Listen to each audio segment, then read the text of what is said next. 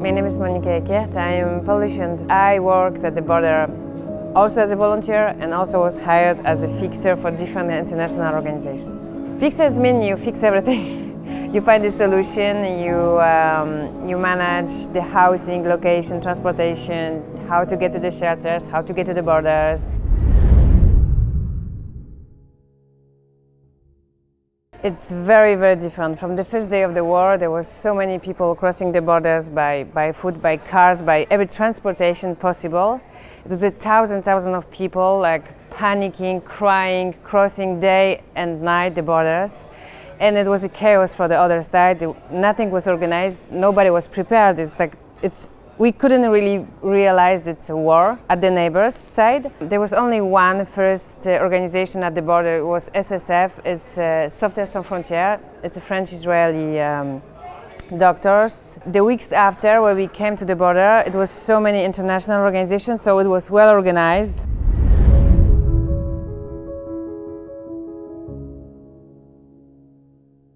It was one woman with 9 kids. And she just grabbed me by the hands. She said, "Please help me." It's like, how can I help you? We don't know. We just crossed the border, and we are here in Poland alone at night. I have 9 kids. It's like, how come you have 9 kids?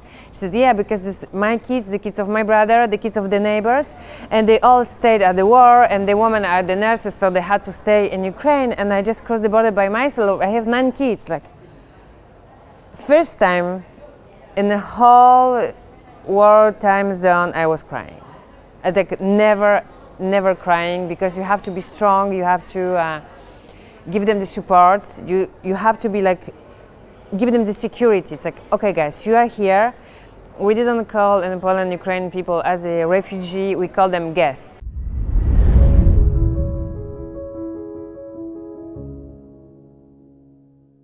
The huge problem was the human trafficking at the beginning. When you see a lot of young Ukrainian girls are very beautiful, innocent, and you see the sexual predators at the borders. Like, you see on their faces that they are not people who are willing to help, or they are coming from the different countries. They are coming from the neighbors' countries, even from UK.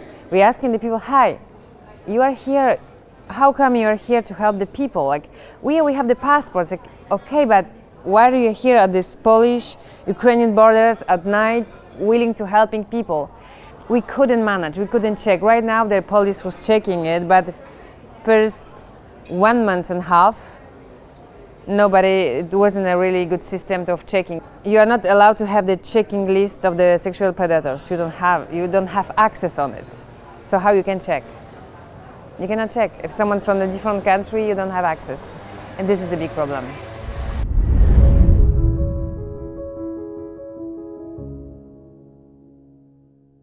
There is a lot. They can have parcels, which is Polish ID number, or they can get money if they have kids, 500 zlotys per kid. They try to organize the housing. Housing is a huge problem right now, because it's missing places and the prices went very, very high.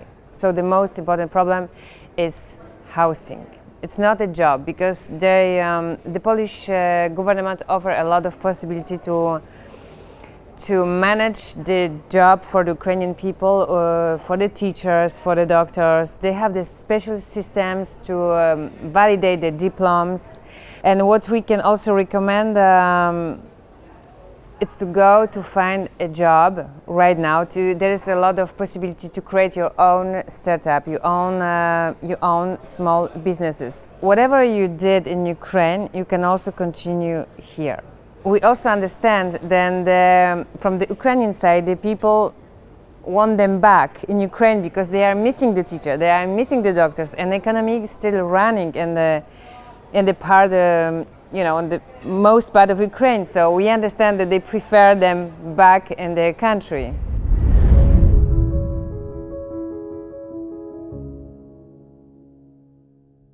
When the people lost everything, they don't have houses, the family were killed, they have to stay in Poland. So it's not their choice, they just don't have They don't have any other solution, so they stay to the country which is closest, and the language and the culture are very similar, so that's why they stay in Poland.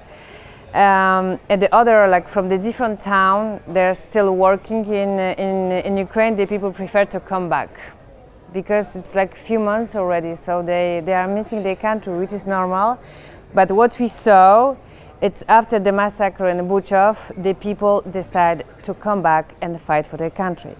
They said, okay, we cannot stay in Poland. We have to come back to our country, which is normal, and we understand also.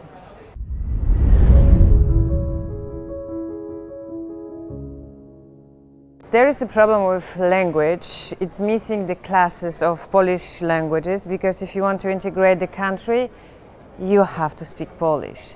So it's missing the teachers, the classes, the locations for the classes, because also you have to teach the small kids, from the small kids to adults, to the student, and also elderly people.